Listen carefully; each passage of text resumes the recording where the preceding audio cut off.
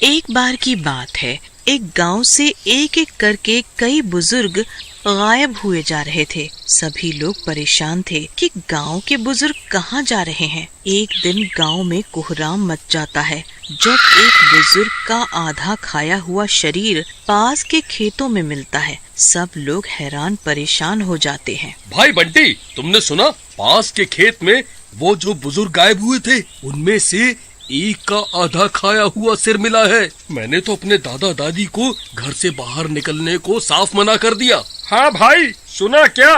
मैं तो खुद देख कर आया। बहुत बुरी हालत की हुई थी। समझ नहीं आ रहा ऐसा कैसे हुआ। और बाकी जो बुजुर्ग गायब हैं गांव के, वो कहाँ हैं? कई लोगों का बुरा हाल है। मैंने भी अपनी नानी को चौकन्ना रहने को कह दिया। एक दिन राजू के दादा को बैंक किसी काम से जाना होता है। बेटा राजू, मुझे बैंक जाना है, क्या तुम मुझे वहाँ छोड़ दोगे?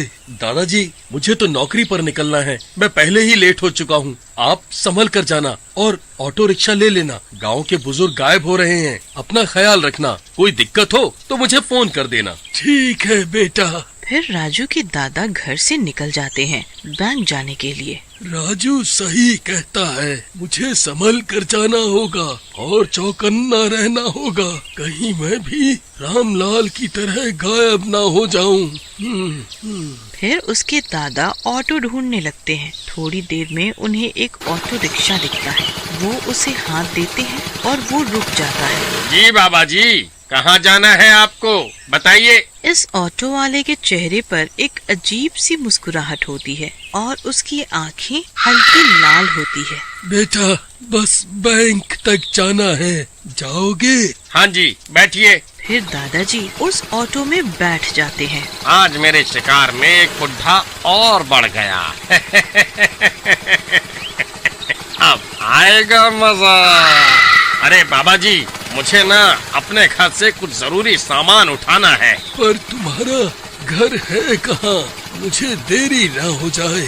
अरे नहीं बाबा, बस रास्ते में ही पड़ता है मेरा घर। अभी ले लूंगा तो ठीक है, वरना पता नहीं कब चक्कर लगे घर का। ठीक है बेटा, ले लो फिर तो।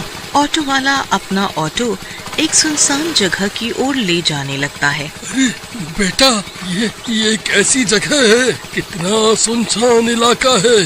तुम यहाँ रहते हो? हाँ बुढ़ाऊ, यही है मेरा घर। यहाँ तेरी चीख पुकार सुनने वाला कोई नहीं होगा। नहीं नहीं, मुझे छोड़ दो। मेरे घर वाले बहुत परेशान हो रहे होंगे। वो मुझसे बहुत प्यार करते हैं। मुझे जाने दो, जाने दो। अब तू कहीं नहीं जाएगा।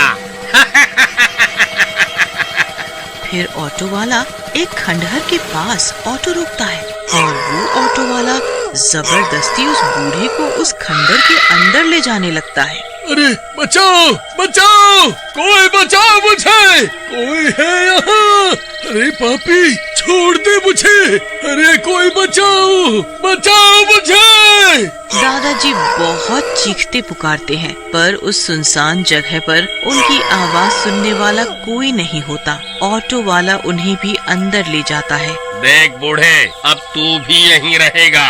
जैसे ही उस बुढ़े दादा की नजर बाकी बूढ़े बंदियों पर पड़ती है, उनके तो पैरों तले जमीन खिसक जाती है। अरे पापी दोस्त, तूने इन मासूम लोगों को यहाँ बंदी बनाया हुआ है और इनके घर वाले कितना परेशान हो रहे हैं। तो वो तू है जो गांव के बूढ़े लोगों को गायब कर रहा है। तभी रात हो जाती है और एकाएक वो ऑटो वाला अपने असली रूप में आ जाता है। आखिर मेरा समय आ ही गया। मेरे शिकारी दिमाग से कोई नहीं बच सकेगा। हाँ बुढ़ऊ, मैं ही हूँ जो पूरे गांव के बूढ़ों को गायब कर रहा हूँ इतने समय से। यहाँ मैं तेरा भोजन करूँगा। उधर राजू रात को नौकरी से वापस आता है। अरे दादाजी कहाँ हो? क्या कहा बैंक वालों ने? दादाजी, अरे ओ दादाजी।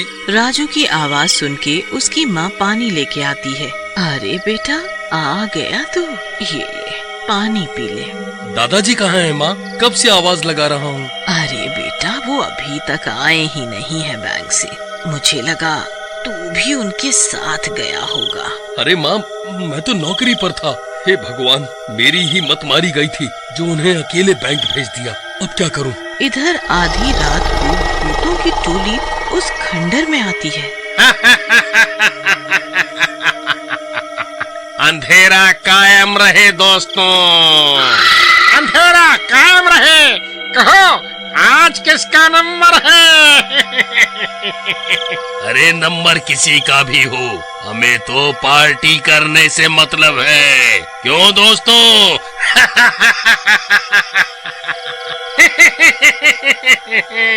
सही कहा। चलो खेत में चलते हैं और एक बुढ़े को भी ले लो, पार्टी करेंगे।